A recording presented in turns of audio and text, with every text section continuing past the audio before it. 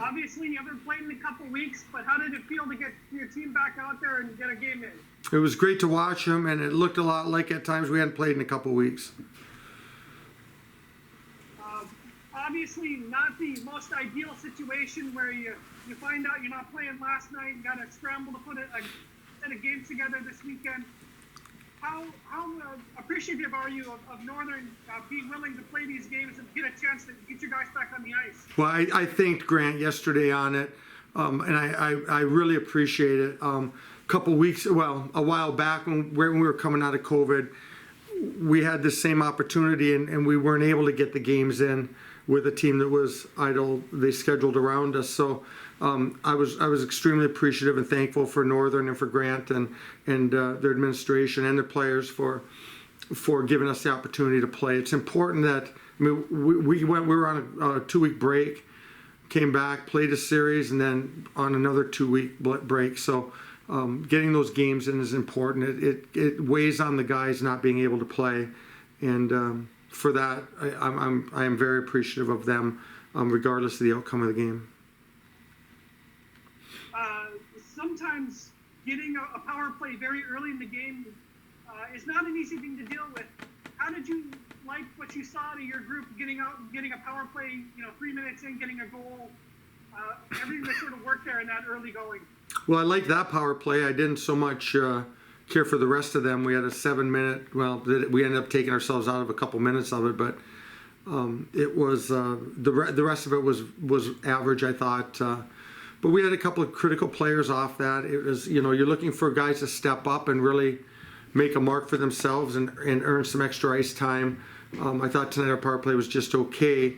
We certainly need to get Blisser and Peratino back in the lineup to kind of anchor those.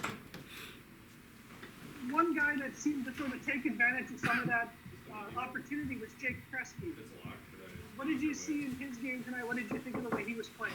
I thought he got better, like a lot of guys did as the game went. I thought we were pretty good for the most part of the first, but really I thought that long break, I mean, I don't know how long that was.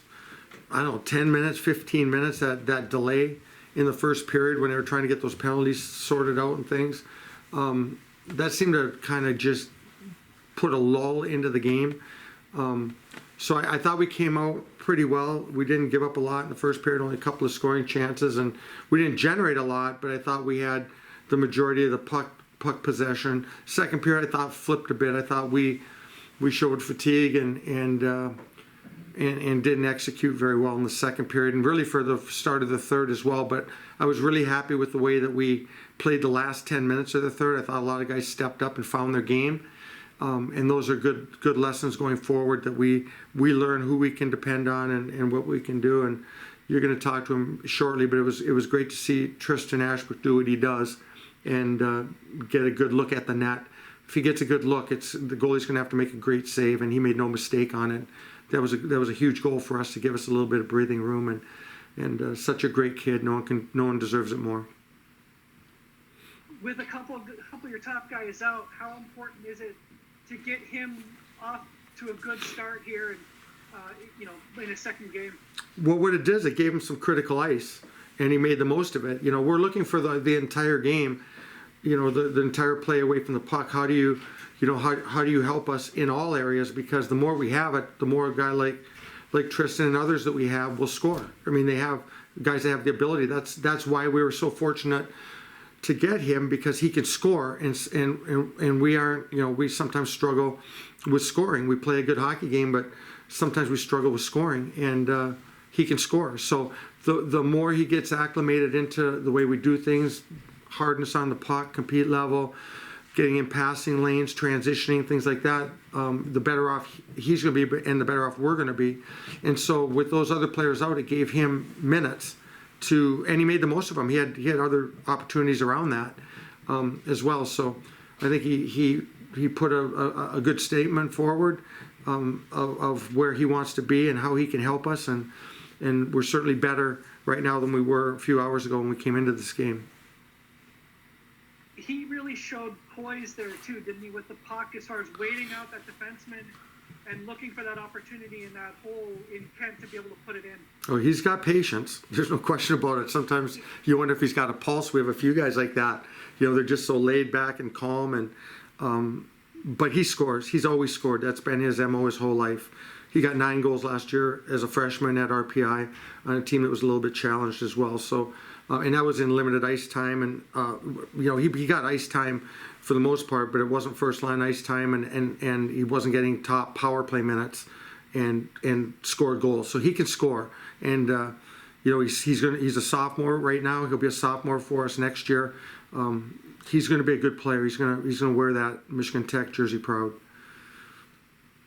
What did you like in Mark's game in net? Obviously you don't have Blake in there, but Mark, for a second night gets a win and gets his first shutout. That's a second shutout.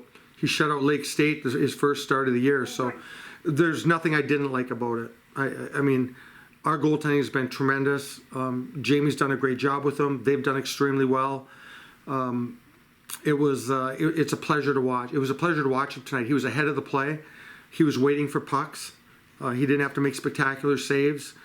He anticipated the play well. He was on top of it. It was really a pleasure for me, being a former goaltender, to watch him. I mean, I never had the ability that our 2 goalies have. I can promise you that. Given that the uncertainty of the schedule lately, game was canceled 2 hours ago, or 2 hours pre-game time yesterday, and all that. How has the depth of the team been helping you in terms of adapting to whoever you're playing this coming week? Well, we didn't change the lineup. We had our lineup set for last night, and that was a hard thing. I was waiting on the lineup, and very unfair, and I should have apologized to the players. I have to make sure I do that, but we waited and waited and waited on the lineup, trying to get those test results in, because I didn't want to post a lineup, because guys are disappointed when they're not in the lineup, rightfully so. We want them to be. So we finally posted the lineup because it got around 5 o'clock. Guys were showing up at the rink. I think the release went out of the game at 5:15. So we posted the lineup, and we weren't going to change that. We didn't have a big skate today where anybody could earn and take somebody's job, or no one, we weren't going to change it. So we didn't change our lineup from night to night. And I think the guys that were in the lineup were the right guys that are earning it. It's hard. We're going to have a couple of guys, I hope, back, Peratino and Bliss for the next game, as well as Blake Piedla. So there's competition. We want competition, but it's still tough.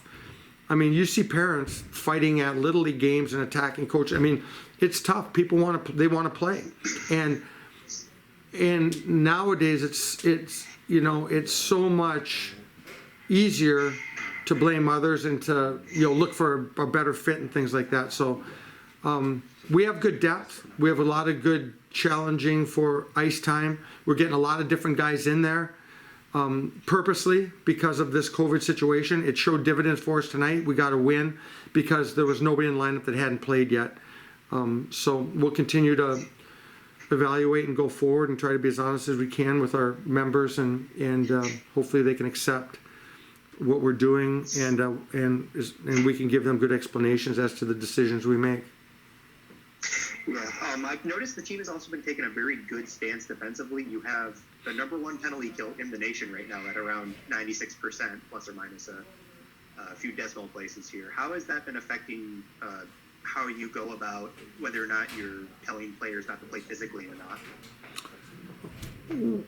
We don't change the way we play. We try to play a good, clean, hard game, and if you're above your checks, things will work out fine. If you're above your checks and you're playing the game the right way, it's when you get beat and your sticks are parallel and things like that. So Dallas Stewart and Chris Brooks have done an excellent job with a lot of extra work. That was a focus going into the year, was improving both our power play and our penalty kill. I don't know where our power play is. It's probably near 20%, which is the goal that we want. Our penalty kill is about 10 percentage points higher right now. That can change in one game because we don't get a lot. We're also probably, there's not too many teams that take less penalties than we do, and even some of those haven't been, great, hard penalties. You know what I mean? Like it's like really, on some of those. So we don't take a lot. We've been killing what we take, and and we've still been competing hard. So I give credit to, again, I think our staff. I'm very pleased with the staff. Tyler's done a good job to get our guys physically ready to play. Tyler Shalast, Jamie's done a tremendous job with our goaltending. Brooksy and Dallas, Dallas has put a lot of time in on that penalty kill, and we're sure appreciative of it now because it's helping us get through some hard hockey games.